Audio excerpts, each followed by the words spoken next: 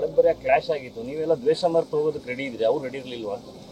ಅದು ನೀವು ಅವ್ರನ್ನ ತಾನೇ ಕೇಳಬೇಕು. ನಿಮಗಾಗಿದ್ದು ಅಂದ್ರೆ ಈ ಕಡೆಗಣಿಸಿದ್ದು ಎಲ್ಲ ಬೆಳವಣಿಗೆಗಳು ನೋಡಿದಾಗ ಆತರ ಅನ್ಸುತ್ತಾ ಇದೆಯಾ ಅಂತ, ದ್ವೇಷ ಮುಂದುವರಿಸ್ತಾ ಇದ್ದಾರೆ ಅಂತ? ನೋಡಿ, ಈ ಅವ್ರ ಮನಸ್ಸಲ್ಲಿ ಏನಿದೆ ಅಂತ ತಿಳ್ಕೊಳ್ಳೋಕೆ ನನಗೇನು ಇದಿಲ್ಲ. ನನಗದು ಗೊತ್ತೂ ಆಗಲ್ಲ ಅವ್ರು ಯಾವ ಕಾರಣಕ್ಕೆ ಈ ರೀತಿ ನಡ್ಕೊಂಡಿದ್ದಾರೆ ನನಗೆ ಗೊತ್ತಿಲ್ಲ. ನಾನು ನಿಮ್ಮಲ್ಲಿ ಫ್ಯಾಕ್ಟ್ ಹೇಳ್ತಾ ಇದ್ದೀನಿ ಅಷ್ಟೇ.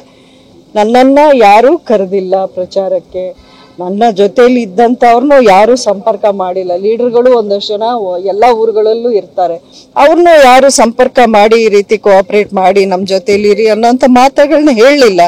ನಾನು ಎಷ್ಟು ಅಂತ ಪುಷ್ ಮಾಡಲಿ, ಎಷ್ಟು ಅಂತ ಸಮಾಧಾನ ಮಾಡಲಿ ನಾನು? ಮೇಡಮ್, ಒಂದ್ ಕಡೆ ಅವ್ರು ಕರೆದಿರ್ಲಿಲ್ಲ, ಪಕ್ಷ ಸೂಚನೆ ಕೊಟ್ಟರೆ ಹೋಗ್ತೀನಿ ಅಂತ, ಪಕ್ಷದಿಂದ ಯಾವುದೇ ರೀತಿಯನ್ನು ಬಂದಿರಲಿಲ್ಲ ಮೇಡಮ್. ಪಕ್ಷ ಸೂಚನೆ ಕೊಟ್ಟಿದ್ದ ಕಡೆ ಎಲ್ಲ ನಾನು ಹೋಗಿದ್ನೋ ಇಲ್ವೋ, ಸಂಬಂಧ ಇದೆಯೋ ಇಲ್ವೋ, ಆ ಕ್ಷೇತ್ರಕ್ಕೆಲ್ಲ ನಾನು ಹೋಗಿದ್ನೋ ಇಲ್ಲ, ಮಂಗಳೂರವರೆಗೂ ಹೋಗಿದ್ದೀನಿ, ಮಂಡ್ಯಕ್ಕೆ ಬರಲ್ಲ ನಾನು. ಜ್ಯೋತಿ ಪ್ರಕಾಶ್ ಆಪಲ್ ಕೃಷಿ ಮಾಡಿ ಎಕರೆಗೆ 9 ಲಕ್ಷ ಗಳಿಸ್ತಿದ್ದಾರೆ. ನೀವು ಕೂಡ ಅವರಿಂದ ಕಲಿಬೇಕಾ? ಅವ್ರ ಜೊತೆ ವಿಡಿಯೋ ಕಾಲ್ ನಲ್ಲಿ ಮಾತಾಡ್ಬೇಕಾ? ಈಗಲೇ ಫ್ರೀಡಮ್ ಆಪ್ ಡೌನ್ಲೋಡ್ ಮಾಡಿ. ಅವ್ರು ಹೇಳಿದ್ರೆ ನಾನು ಪಕ್ಷದಲ್ಲೂ ಕೇಳಿದ್ದೀನಿ. ಹಂಗೂನು ಮೊನ್ನೆ ಮೈಸೂರಲ್ಲಿ ಸಿಕ್ಕಿದಾಗ ಯದುವೀರವ್ರಿಗೆ ನಾನು ಪ್ರಚಾರಕ್ಕೆ ಹೋದಾಗ, ಇಲ್ಲ ನಮ್ಮ ಸೂಚನೆ ಬಂದರೆ ನಿಮಗೆ ನಾವು ಹೇಳಿ ಕಳಿಸ್ತೀವಿ, ಈವರೆಗೂ ನಮಗೇನು ರಿಕ್ವೆಸ್ಟ್ ಬಂದಿಲ್ಲ ಅನ್ನೋಂಥ ಮಾತುಗಳನ್ನೇ ಕೆಲವರು ಹೇಳಿದ್ರು. ಹಾಗಾದ್ರೆ ನಾನು ಏನು ಅಂತ ಅರ್ಥ ಮಾಡ್ಕೊಳ್ಳಿ, ನೀವೇ ಹೇಳಿ. ಅಂದ್ರೆ ತಾವು ಸ್ಪರ್ಧೆ ಮಾಡಲ್ಲ ಅಂತ ಘೋಷಣೆ ಮಾಡೋವರೆಗೂ ಇದ್ದಿ, ಆ ನಂತರದಲ್ಲಿ ತಮ್ಮನ್ನ ಈ ರೀತಿ ನೋಡಿ, ಅದು ಯಾವ ಉದ್ದೇಶ ಇಟ್ಕೊಂಡು ಮಾಡಿದಾರೋ ಏನೋ ನನಗಂತೂ ಅರ್ಥ ಆಗ್ತಿಲ್ಲ. ಬಟ್ ಈ ರೀತಿಯ ಹೇಳಿಕೆ ನನಗೆ ತುಂಬಾ ಒಂದು ಬೇಜಾರು. ನಾನು ಆವತ್ತಿನ ದಿನ ನಾನು ನನ್ನ ಸೀಟ್ನ ಬಿಟ್ಕೊಟ್ಟಿದ್ದು ನನಗೆ ಇಷ್ಟು ಬೇಜಾರಾಗಿಲ್ವೇನೋ, ಬಟ್ ಈ ಒಂದು ಹೇಳಿಕೆ ನನ್ನ ನಿಜವಾಗ್ಲೂ ನೋವು ತಂದಿದೆ. ಈ ಒಂದು ಹೇಳಿಕೆ ಯಾಕೆಂದರೆ ಅವ್ರ ಬಗ್ಗೆ ನಮ್ಗೆ ಅಷ್ಟು ಗೌರವ ಇದೆ, ಹಿರಿಯರು ಅವ್ರು ಯಾವತ್ತೂ ಈ ರೀತಿಯ ಹೇಳಿಕೆಗಳನ್ನ ಸುಮ್ಮನೆ ಅವ್ರು ಹೇಳಲ್ಲ. ಹಂಗಿದ್ರೆ ಯಾರೋ ಅವ್ರಿಗೆ ಖಂಡಿತ ಮಾಹಿತಿ ಕೊಡ್ಲಿಲ್ವೋ ಅಥವಾ ತಪ್ಪು ಮಾಹಿತಿನ ಕೊಟ್ಟಿದಾರೋ, ನಾವು ಕರೆದು ಅವ್ರು ಬಂದಿಲ್ಲ ಅನ್ನೋ ರೀತಿಯಲ್ಲಿ ಅವ್ರಿಗೆ ಬಿಂಬಿಸಿದಾರೋ ಅನ್ನೋದು ನನಗೆ ಗೊತ್ತಾಗ್ತಿಲ್ಲ. ರಾಂಗ್ ಮೆಸೇಜ್ ಅವ್ರಿಗೆ ಪಾಸ್ ಆಗಿದೆ ಖಂಡಿತ. ಇಲ್ಲ ಅಂದ್ರೆ ಅವ್ರು ಈ ರೀತಿ ಹೇಳಿಕೆ ಕೊಡೋಕೆ ಸಾಧ್ಯನೇ ಇಲ್ಲ.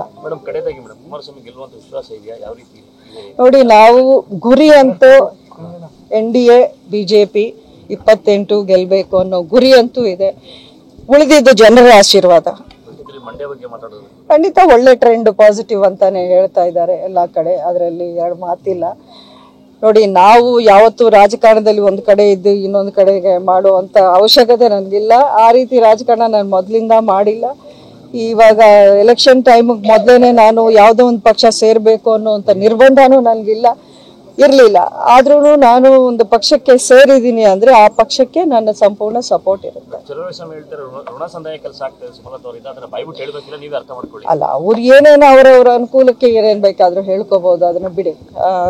ಯಾವ ಎಲೆಕ್ಷನ್ ಬಂದಾಗ ಮಾತ್ರ ಅವ್ರಿಗೆ ಋಣ ಸಂದಾಯ ಎಲ್ಲ ಜ್ಞಾಪಕ ಬರ್ತಾ ಇದೆಯೇನೋ, ಉಳಿದಿದ್ದ ಟೈಮಲ್ಲಿ ಬೇರೆ ರೀತಿಯ ಮಾತುಗಳಿರುತ್ತೆ. ಅದ್ರ ಬಗ್ಗೆ ನಾನು ತಲೆ ಕೆಡಿಸ್ಕೊಳ್ಳಲ್ಲ, ಯಾರು ತಲೆ ಕೆಡಿಸ್ಕೊಳ್ಳಬಾರದು. ಅವ್ರನ್ನೇ ಕೇಳ್ಬೇಕು ನೀವು ಯಾವ ಇಕ್ಕಟ್ಟು ಏನು ಅಂತ.